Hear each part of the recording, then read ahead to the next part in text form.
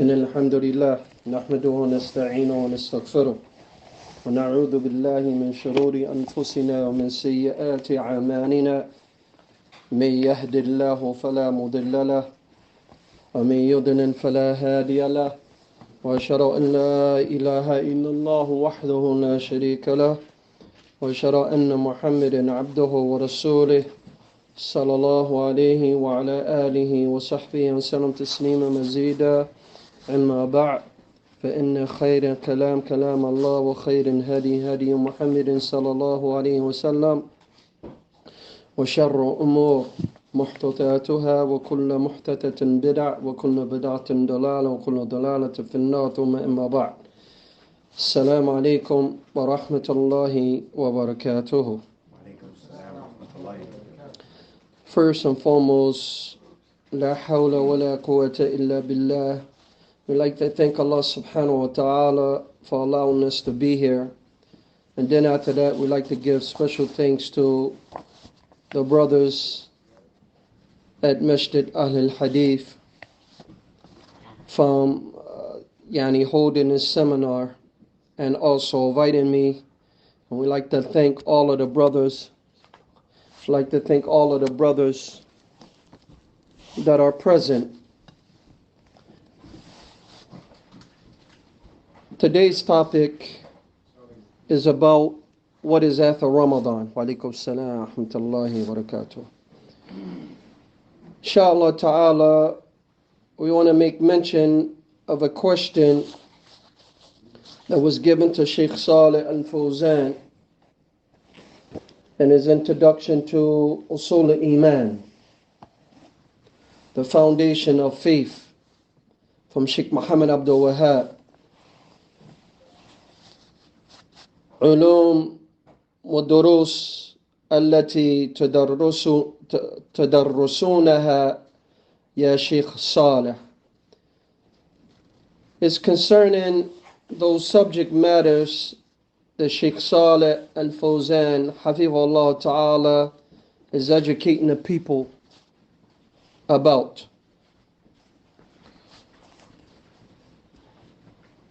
So we want to make mention of this because he make mention of two important things. After making mention of this, we want to highlight what we need to be doing for the remaining of the spring season, about to go into the summer months, bidnillah. And then after that, we want to make mention of the daily things that we need to concentrate on,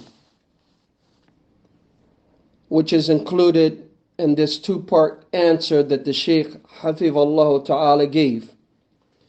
أنا أحرص على دروس العقيدة لأن مسلمين بحاجة إلى معرفة عقيدة وتحصيلها، لأن هي أساس الذي يبنى عليه جميع أمور الدين.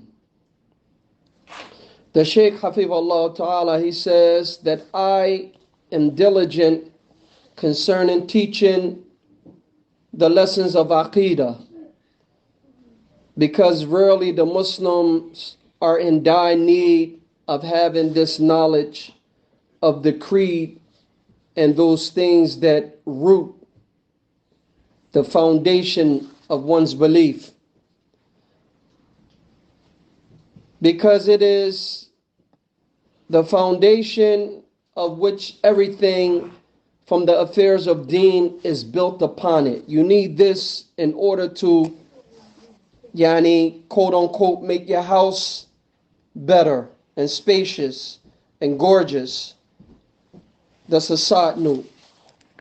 So Sheikh Abdul Razak, he may mention in other places that the believer is like a tree.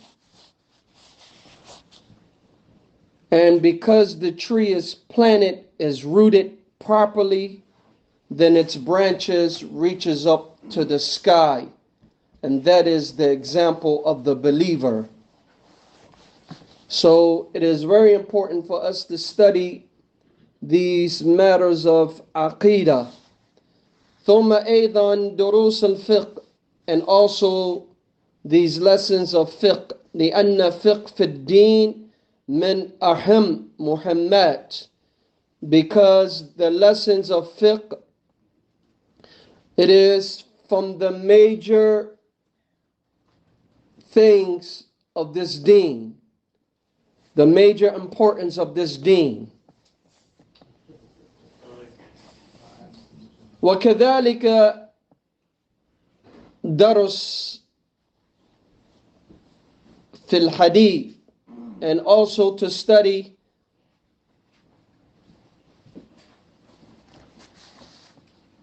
those books of hadith, like the Shaykh said, بلوغ مرام من أدلة الأحكام, and to study بلوغ مرام. And a small footnote that we should try to study Umdat al-Ahkam first. And there are some people, like Sheikh Muhammad Uthaymeen says, that you can study Bulugh before Umdat al-Ahkam. But anyway, we study Umdat al-Ahkam because majority of those ahadith, if not all, they are agreed upon by Bukhari and Muslim. And it goes on to say that at this particular time he was still teaching this, and he hoped that he had finished those lessons that he had given in Riyadh and also in Ta'if, that he had finished them. So this is the foundation that we want to focus on after Ramadan. And with that, I brought these books out because whether they're in Arabic or English, but if they're in Arabic, we should try to get it anyway, whether we know Arabic or not. This is how we build our library, and this is the encouragement to learn this beautiful language, and it's a means for us to get in a proper understanding. If we take, after getting these books, we take these lessons from those ulama that have been explaining it and giving us the proper understanding of these books, or the benefits that are extracted from this book, from these books. So with this, my advice to the brothers in Philadelphia area, because you are close and we are close to one another, that it is a must that we have 11 books of Tawheed and Aqidah in our library. Whether those books are English or Arabic, or those books are just Arabic, or both. It's a must that we have them. And before all of that, it's a must that we know the titles of these books, because the problems that we are having in our city is because we are not focusing on these books, and Allah knows best. Because if we focus on these books, we'll see our problems instantly shrinking so much that it's as though we don't have any problems. And those 11 books, or those 11 titles that we need to memorize, and then take it to the next level to get those books, and then take it to the next level, study with the people of Ahlil that teaches these books. Whether it's in person, from the ulama overseas, or from their students, or from the ulama by way of their various means of communication or technology that allowed us to benefit from those tremendous explanations. And the first book, it is Wajib al-Abd from Sheikh Muhammad Abdul Wahab, Wajib Al-Ab. That's one of the titles. And I didn't find that book in English. I didn't find that book. I don't have a small copy of that book in Arabic. I have it in this book, Jami' fi Mutun al-Aqidah wa Tawheed. There's 107 books on Tawheed and Aqidah. They have a smaller version that is 50. This is something that we need to have in our libraries. This is the first book that is translated in English and have been translated into two different times. One of the translation is from our elder in knowledge, Abdul Mutakabbir. He translated Sheikh Muhammad Sa'id Raslan's book, The Obligation of the Servant when Allah command him with a command.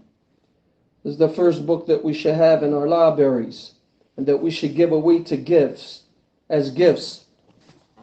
And we should pump this book so much. What if a woman asks for khula and he doesn't give back the dowry? Then you need this book. Because if it's an obligation that you need to perform, you need this book in order to get that question answered. Even if it's something staying away from something, you need that. You have to have knowledge of what you need to stay away from.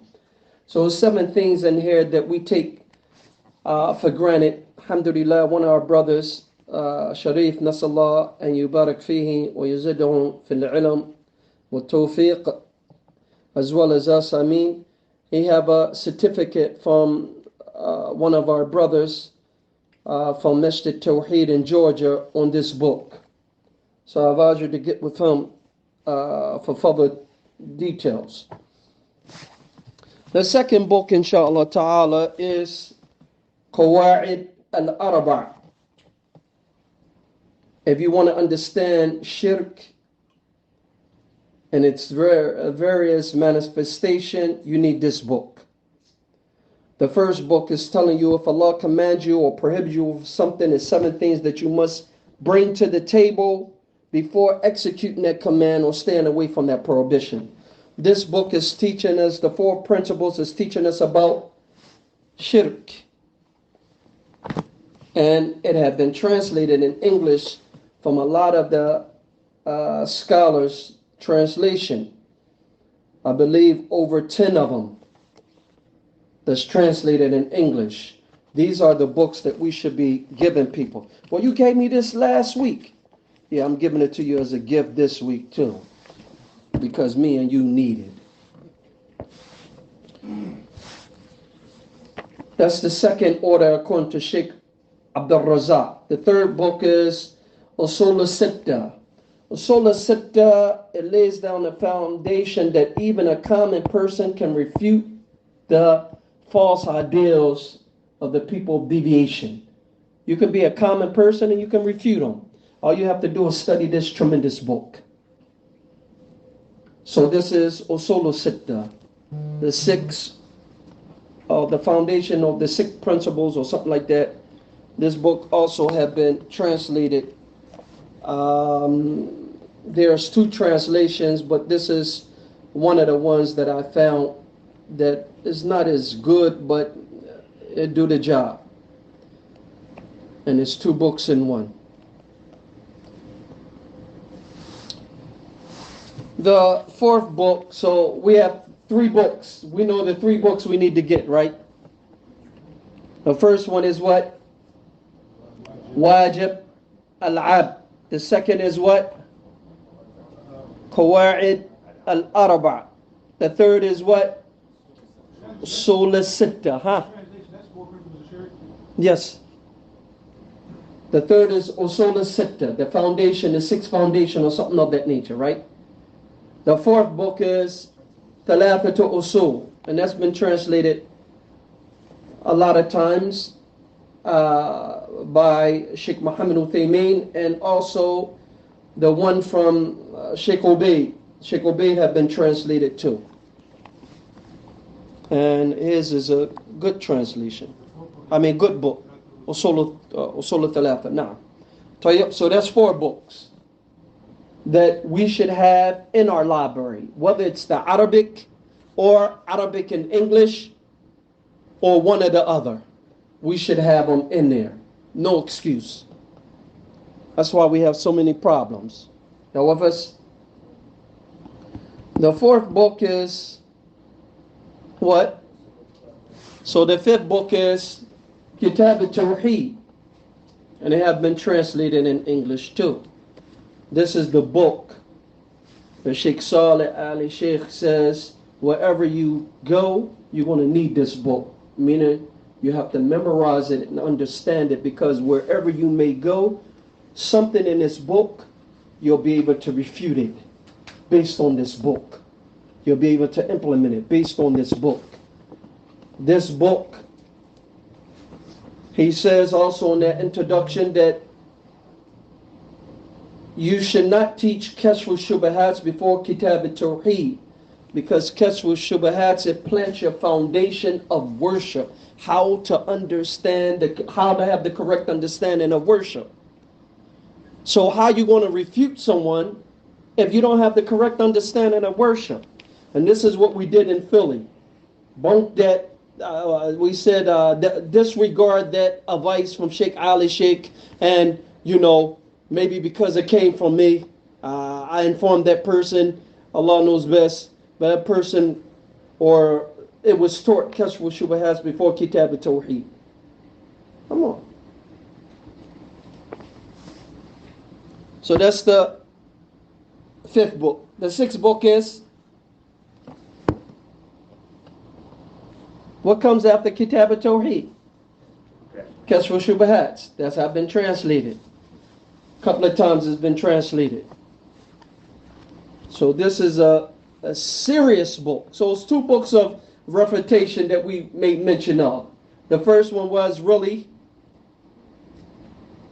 Usul al-Sitta, and the second is Kashfu Shubahat, that really deal with refutation.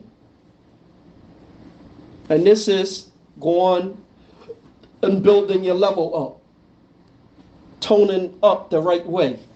Anyone have the book? It's called Convict Condition. How many people marry in here? Then you need that book. You need these books and you need that book. Convict Conditioning. We'll talk about it outside of class. So that's the 6th book, or the 7th, right? 6, right?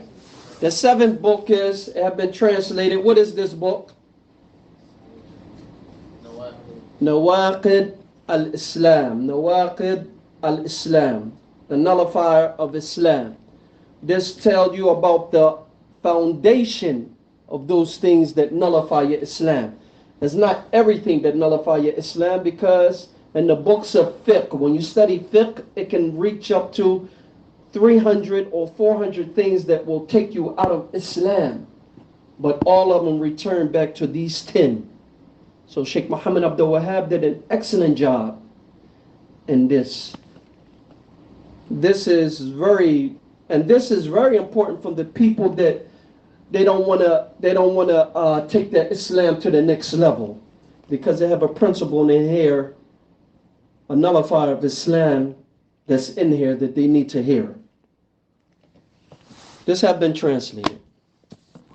So that was what? The 7th, right? The 8th book is Masail al-Jahiliyyah. Masail al-Jahiliyyah. I don't know if this has been translated, but it have been explained from a lot of people. And this is a book of refutation, refuting those false customs, Yahamakumullah, and how we need to detach ourselves from those false cultures and things that people do. It's a tremendous book. It's translated. Good. So that's the 8th book, right? The 9th book is, what is this? Fadl al-Islam. The virtue of Islam. This book is a refutation on the people that practice bid'ah. You need this book. And if you understand the textual evidence that is presented in here, we will all detach ourselves from bid'ah and fight against it and hate it. This is a tremendous book. And this book, I believe it might be, it is translated. This is the translation of the book. What's the translated title? Superiority, explanation of superiority. Now with us? And that was the what? The 9th book? No, that was the 8th book, right? Huh? That was the 9th? The 10th book is Usul al-Iman by Sheikh Muhammad Abdul Wahab. I don't think this has been translated. It's been explained. It's a tremendous book. And I think I did the introduction to all of these books all the way up to Fadl Islam. I stopped on Fadl Islam. I asked Allah Azza wa Jal to give me the strength to be able to complete it. All the way up to the 11th books, and then we'll go to the explanation. The 11th book is Kitab al-Kaba'ir, the book on the major sins. That we definitely, like the 10th and 11th book, we need this before we go into the summer, with also the disease and the cure. We need to constantly give these away, read them. And this Kitab al-Kaba'ir, it has been translated in English too. And also the one by Imam Dahabi have been translated. But the one by Imam Dahabi, it's the 3rd level, the 2nd level, no. It's the 2nd level of Hadeeth from Sheikh Abdul Razak Baranamij. The 1st level he dealt with Umdat Ahkam, 40 Hadeeth and Umdat Ahkam. And then, Allah Akbar. So these are the 11 books. We should quiz one another. Everybody in this room, we should quiz one another, and all of us should memorize. When we see one another, what are those 11 books? We keep drilling one another, because it's a reminder that we need to what? Be up on these books. We should know these books inside and out. When we having all of these problems, we need to focus on these books. And the camp of Sheikh the Maj, Sheikh Muqbil rahimahullah ta'ala, they went through these books how many times? They averaged 1,000 classes a day outside of the Sheikh class. You have a Silsila of Aqidah, you have Silsila of Fiqh, Usul al-Fiqh, Usul al-Tafsir, Tarikh, everything. They're studying, they're getting it in the desert, underneath of the tree. And that village underneath of that tree, and what's that tree? Oh, that's the classes for the non-Arab, learning Arab. That's their class. That's their section. Everybody getting it in, especially early in the morning after Fajr. So these are the things that we need to return back. And Ahlil Hadeeth, they have a yard. This is perfect. If we can't do it after Fajr, we should be able to do it after Asr. Those things, take advantage of that. Or we meet up at a particular park, we should be busy in ourselves. We can't give a half an hour a day for this, to meet up and to study the Book of Allah, to memorize the Matun. No.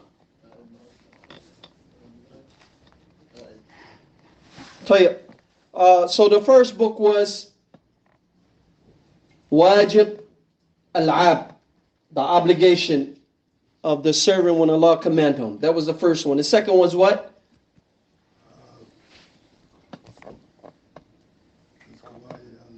al-arba. 2. Number 3 was usul al-sitta. Number 4 was usul al-thalatha. Number 5 was kitab al-tawheed. Number 6 was kashf al-shubahat. Number 7 was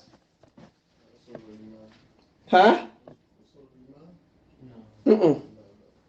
What was 6? Number 6 was kashf al-shubahat. Number 7 was what? Yes, the nullifier. عن جابر ابن عبد الله رضي الله عنه أن رسول الله صلى الله عليه وسلم قال غطوا الإناء, cover your vessels, your eating vessels, your bowls and things of the name. أو كيفوا سقاه, and the water skins that you use for water, you put the water in those things, close them. وَأَغْلِقُوا أَبْوَابَ, and shut your doors. وَأَطْفِئُوا سِرَاجَ, and extinguish your lamps. فَإِنَّ الشَّيْطَانَ لَا يُحِلُّ سِقَاءَ, because really shaitan cannot open the water skins that are closed. Those things, those things, that utensils or you use to close those waters that you have, if you close it, shaitan cannot open it. وَلَا يَفْتَعْ بَابًا, he cannot open your doors. When you close them and you say Bismillah, shaitan cannot open it. وَلَا تَكْشِفْ إِنَاء. Sheikh Abdul Razak Hafizahullah Ta'ala, he says that even when you're about to go to sleep, your room door, close it. When you close it, shaitan cannot open that door. Don't leave your door wide open, close it. Say Bismillah and close it, because shaitan will not be able to open it. وَلَا يَكْشِفْ إِنَاء, and do not leave food uncovered. فَإِنْ لَمْ يَجِدْ أَحَدُكُمْ إِلَّا أَنْ يَعْرِضْ عَلَى الْإِنَائِهِمْ عُودٍ. Even if you have to put a stick or something over top of it, don't leave it without anything covering it. وَيَذْكُرْ اسْمَ اللَّهِ, and mention Allah's name when you do that. فَلْيَفْعَلْ, but because rarely the mouse cannot harm it, or because really the mouse تضرم على الأهل, it can't destroy the mouse فويسقة, meaning a mouse, it can't تحرق, it can't harm, it can't harm you by creating a fire. So the mouse, as Sheikh Abdul Razak, he says, it's not only harming you as it relates to eating your food, but it can harm you from other avenues, causing your house to go into fire. So this is a tremendous hadith that we need to apply in our houses. This is one of the best tarbiyah that we can have. It's from the best tarbiyah that we can have. We can give our children and the people that reside in our house. This is something that is neglectful or we're unmindful of or forget about. The last thing is protecting ourselves from corrupting those inhabited people that live in our house. We always want to return back to our house. We have to learn how to protect our house. This is the number one thing, to protect your house and those that are in your house. And we make mention of some things that the Sheikh Abdul Razak make mention in Adab al-Mufrad from Imam Bukhari rahimahullah, Bab Awrat Thalatha, the 3 times that one exposes themselves or uncover or undress, for lack of for rough translation of it. حدثنا عبد العزيز بن عبد الله قال حدثنا إبراهيم ابن سعد and صالح ibn Kaysan and Ibn Shihab and Tha'lab ibn Abi Malik Quradhi أنهم ركب إلى عبد الله ibn Suwaid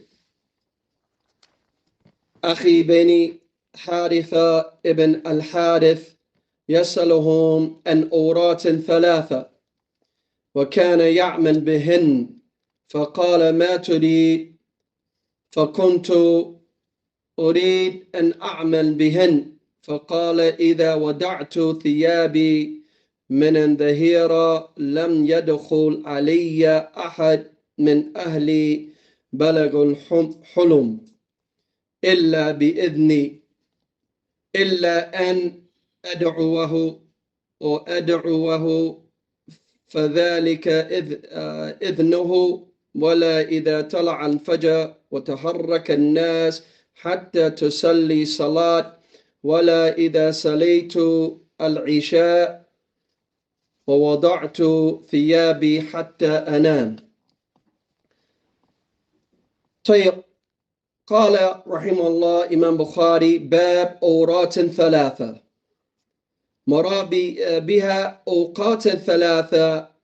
These are 3 specific times that they are called أورات 3 لأن غالب, because these times they are dealing with the day and at night.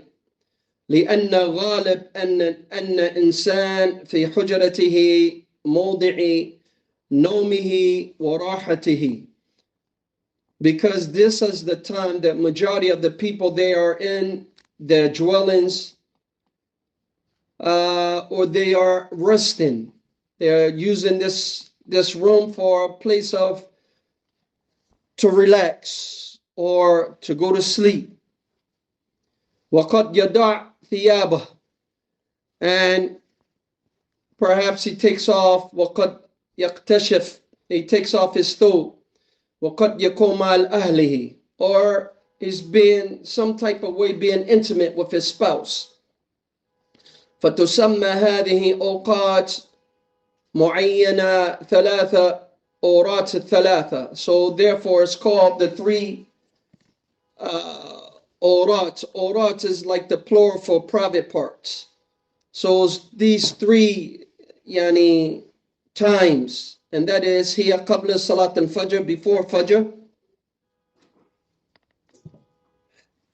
وحين يضع الناس من ظهيرها, and when you are taking your qaylula, like Dhuhr time, or Sheikh Abdul Razak says, and Sheikh Baka Abi Zayd rahimahullah, he says it's before Dhuhr.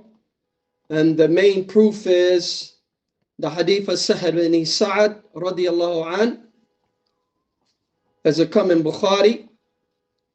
قال كنا لا نتغدى ولا نقيل إلا بعد جمعة. We did not take our noon nap nor sleep until after Jumu'ah. Meaning during the rest of the day, during the rest of the week, we did that. That was the norm before Dhuhr. But because of Jumu'ah, we don't want to become late. We don't want to miss out on the blessings. We made sure that we did not eat nor sleep before and until after Jumu'ah. So the Qaylula is before Dhuhr. But if you take it after Dhuhr, no problem. And also Ba'da Salat al-Isha, after al-Isha. These are the times that the person is getting undressed or getting comfortable, and especially women folk getting comfortable. not only men, but women getting comfortable. And it's very important to pay attention to this, and that is تخص هذه أوراق ثلاثة بأن أطفال الذي لم يبلغوا حلم يعودون في هذه أوقات ثلاثة باستئذان بحيث لا يدخل على والده أو والدته في مكانهم خاص في البيت إلا باستئذان وينشي على ذلك. بل قال بعض السلف يبدأ الصغير بتعاون على ذلك من 4 سنوات. Sheikh Abdul Razak Hafizahullah Ta'ala says that this is specifically called those three times because it's the time those children that did not reach hulum. The word is ha lam mim. You should write that down. Ha lam mim. And there's a doma hulum. Those children that didn't read hulum. It's very important that they have 3 times that they have to knock on the parents' door. It's a must that they knock on the door. What if those children are past this stage of hulum? When do they have to knock on the parents' door? Or when do you have to knock on their door? Is it 3 times or when? Somebody take a guess. Huh? All the time. If they reach the age of puberty, you always got to knock on your parents' door. Or they always got to knock on your door. No, oh, I'm sorry, Benti. No. You got to knock on her door. You don't know what she's doing. She reached the age of puberty. You got to knock on her door. And y'all youngsters right here. You. And my youngsters, y'all. Oh, I'm sorry, sis. Or, I'm sorry, bro. No. They cannot enter your room. You cannot enter their room into what? You not. Your parents can't enter into they not. Y'all can't enter my parents. I'm sliding on pop room. No. You got to knock. And this is why our households are being corrupt. Because we don't have the proper etiquettes with one another. Y'all with us? Especially y'all youngsters. It's very important. Write that down. If y'all reach puberty, y'all got to knock every single time.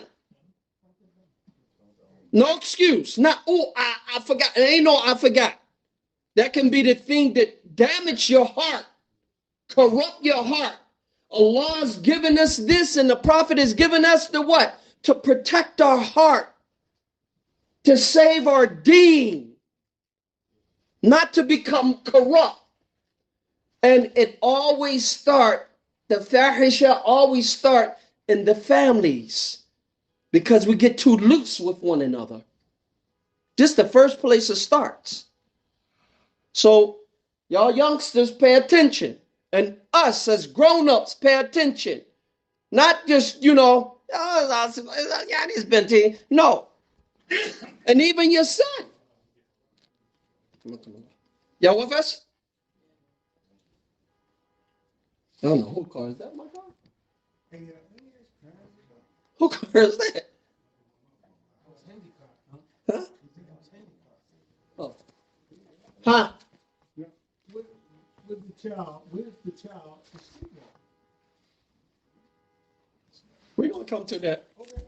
We're going to come to that. But listen, the Sheikh Abdul Razak says some of the Salaf, they used to, even when their children were at 4, they used to teach them. They used to teach them this etiquette. Now, if they 4, they barge in a room, be nice and tell them what? Go back out. When you seek permission to come in, then you can come in. When you hear my voice say, come in, or call your name, come on, then you can come in. Otherwise, go back out. I'm not playing. We can't play with this. We can't play. You want to know all of the problems that we got in our society? This is the first problem we loose with. The household. Women, our daughters and our sons walking away around the house any type of way. We can't walk around any type of way. Put your izar on. Yeah, I'm in the house. Yeah, go in your room. If you feel that way, go in your room. We can't walk around any way. This is how we corrupt our family members. We ask Allah to protect us from that. Then after that, he says, well, so we start with the young ones at that one. وَأَمَّا بَقِيَ هَذِهِ أَوْقَاتِ يَدْخُلُ. So as it relates to if they are below puberty, they can enter mom and pop room whenever they want to. If it's outside of these 3 times, as they come in north, right? Outside of these 3 times, they can enter anytime. So Imam Bukhari, rahimahullah, he had this ثلاثة أورات لبيان ذلك. He put ثلاثة أورات, أورات ثلاثة أورات الثلاثة in what book is it? Adab and Mufrad. That's a book that we need. One of our brothers is teaching it, Muhammad James, and Abdul Hafiz had taught it twice. Tayyib. He put that title heading to clarify to us those specific times, those people under puberty, what they have to do when they want to come in mom and their mother and father house, a room. Tayyib. Also, أنهم ركب إلى عبد الله بن سويد. طيب, leave that one. يسأله عن أورات ثلاثة. He asked about these 3 times. وكان يعمل بهن. Abdullah ibn Suwaid, he used to do these. He used to practice these 3 times. فقال ما تريد. Abdullah ibn Suwaid asked this person, why are you asking about these 3 times? Sheikh Abdul Razak, Hafizullah Ta'ala, he says, وَهَذَا فِيهِمْ أَنَّ عَالَمْ is upon a scholar to ask a person, when someone asks you a question, is upon a scholar to ask them, why are you asking that question? If there's no benefit in it, he don't have to answer the question. He direct them to something that is beneficial for him. He asked them, why are you asking this? He says, so I can implement it. So I can implement this. And then he told them. So he says, وَهَذِهِ نِيَّةٌ صَالِحَةٌ مُبَارَكٌ فِي طَلَبِ الْعِلْمِ. And this is the blessed intention for the person that is seeking knowledge, that what? He asks that knowledge so he can implement what he's asking about. Y'all with us? And as upon the scholar or those people that possess knowledge to make sure that that question that is being presented to that person, if it's not beneficial for that person, don't answer it. Don't waste your time. Don't waste his time. Direct them to something that is more beneficial. This is what you need to highlight, because this is our problem in United States. Everybody is asking questions, all the questions. No, redirect them. Redirect them.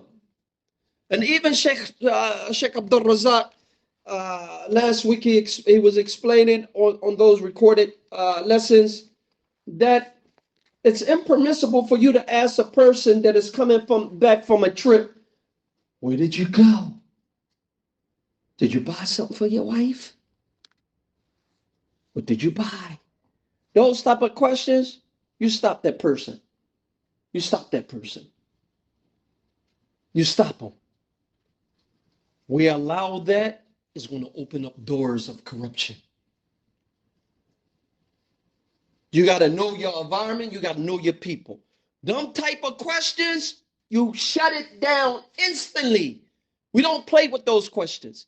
And also, we have become so loose that we can talk about anybody about intimacy and all this stuff. No, listen. Know your business. Get out of here. We have to be like one of our two of our scholars, one passed and one is still living. They are brothers. They used to compete with one another. Sheikh Abdul Rahman and Sheikh Abdullah Adani. They used to compete with one another. When they used to go give a muhadara and classes and stuff like that, they used to say, it's going to take us how many hours to get there? In those hours, how many books are we going to finish? How many books are we going to finish? Not preparing for the lecture. How many books are we going to finish before we get there? And what we're going to study when we coming back? He said that my brother memorized the Quran before me. My brother memorized Lu'lu' wa Marjan before me. My brother memorized Riyadh al-Salihin before me. Compete with one another. And the other scholar, the Imam al-Hafidh Abdul Azim Ibn Abdul Qawi al-Mundhiri, his brother asked him to write him a book without the isnad being present that will help encourage him to do righteous deeds. He wrote a book for him. The importance of salat, the virtues of salat, the virtues of fasting, the virtue of charity, and the virtue of remembering Allah subhanahu wa ta'ala. 4 subjects. And this just didn't start now. That was old. Musa alayhi salatu salam asked him, can my brother, share with me in this noble task?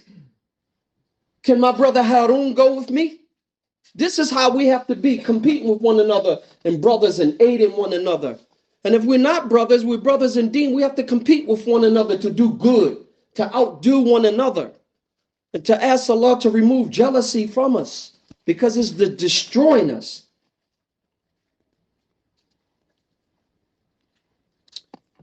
My time is almost up. Inshallah, we ask Allah Azza wa Jal to allow us to ponder over that. Anyway, these ayats, or this is from Adab and Mufrad by Imam Bukhari, and the other one was taken from Riyadh al-Salihin, and also the introduction to Usul al-Iman by Sheikh Saleh and Fawzan.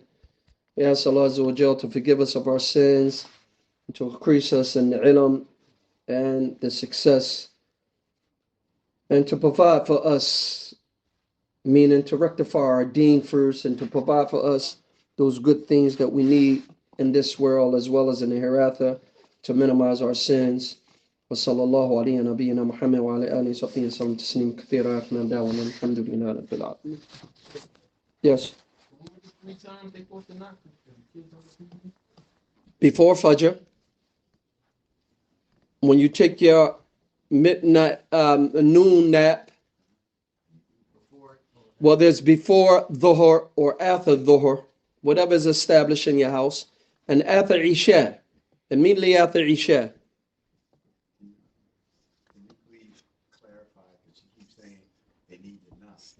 You could go more if you want.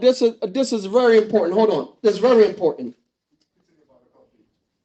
Sheikh Abdul Razak is a very important thing I missed out. Sheikh Abdul Razak says this was the time this hadith and these ayats came down because they had sitar, they had curtains. They didn't have locks. So he says that these ayats and hadith is only applicable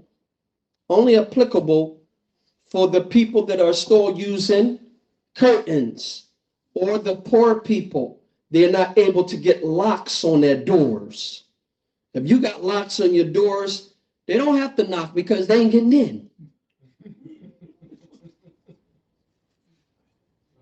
Right? And you can't go in their room and they can't go in your room without your permission.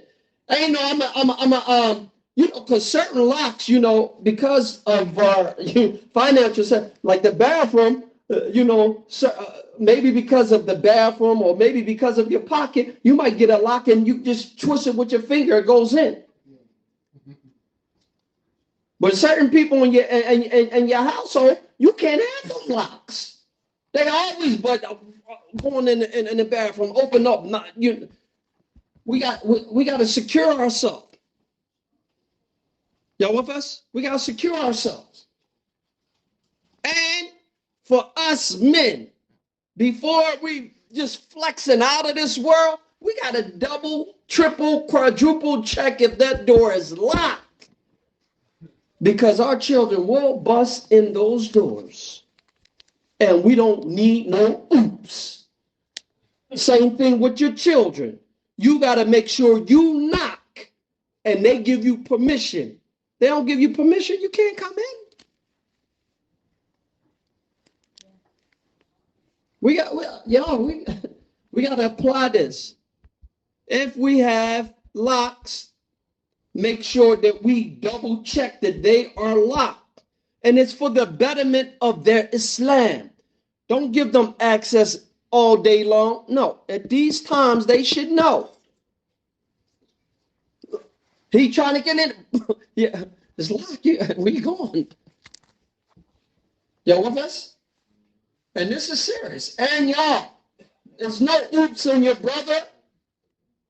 Knock before you go in your brother's room. Knock before you go in your sister's room, your aunt room, your whoever live in your house. Knock. Even if he's a sheikh, he's old, in his 70s, 80s, 90s. Knock. It's very important. This is something that is, we have to emphasize this. This is very important, more important than knowledge, because this is teaching us the proper etiquette, how to interact with one another. And Allah subhanahu wa ta'ala have taught us what? Have commanded us to pray 5 times a day in the masjid so that we can learn not only to praise and glorify Allah, but we can learn how to interact with one another. We still don't have our act together, how to interact with one another. We don't know how to interact with people in the masjid. It's like strange to us. The smallest argument, disagreement, man, it travels around the world. Learn how to interact. Why you are obligated to come to the masjid? There's many lessons in it. From it to learn how to interact with one another. Not everybody is that their feet is going to be smelling good. You have to be able to teach them. And for us as parents, majority of the time, our children don't listen to us. One of our friends got to tell him, you need deodorant. Or you need to change your sock. You can't come to the masjid with no onions on your breath and your socks like that. We played all this bathroom. What we do to youth, we played basketball after we took our Friday ghusl, about to come to Jumu'ah. We already sweaty. You nullified that ghusl you did. And now you still coming to the masjid. Who want to smell that? And some of us as youth, that odor is strong. You ain't married, that thing is like tens of times strong.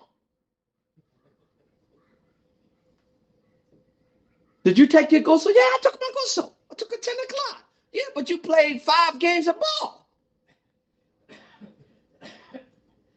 We have to train them. And we have to stop them. And they do us, they don't do us any right, because what? Now our friends got to advise them. Don't let it, don't let it be somebody got something against you. Oh, they gonna rub it all down in your throat because they don't want to listen. People like to dishonor people. Don't let the people dishonor your parents and your brothers and your siblings, your relatives. Don't do it. So, let's focus on that. So, y'all know where to go. Bab yani, Awrat Thalatha. Awrat Thalatha, it comes as a chapter, it's a couple of chapters. It's chapters is about, yani, is a chapter about being stingy with the salams. And then it goes down, the reason why the hijab was revealed. That chapter, the reason why the hijab was revealed, then after that it comes this chapter.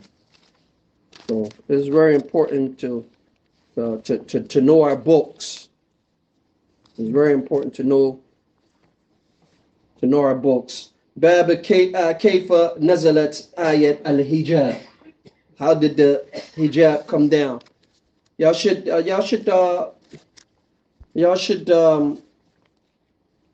study that. All of us should study that, because this chapter is teaching us how to be jealous of our women folk, and to teach them how to be modest, and also to teach ourselves how to be modest.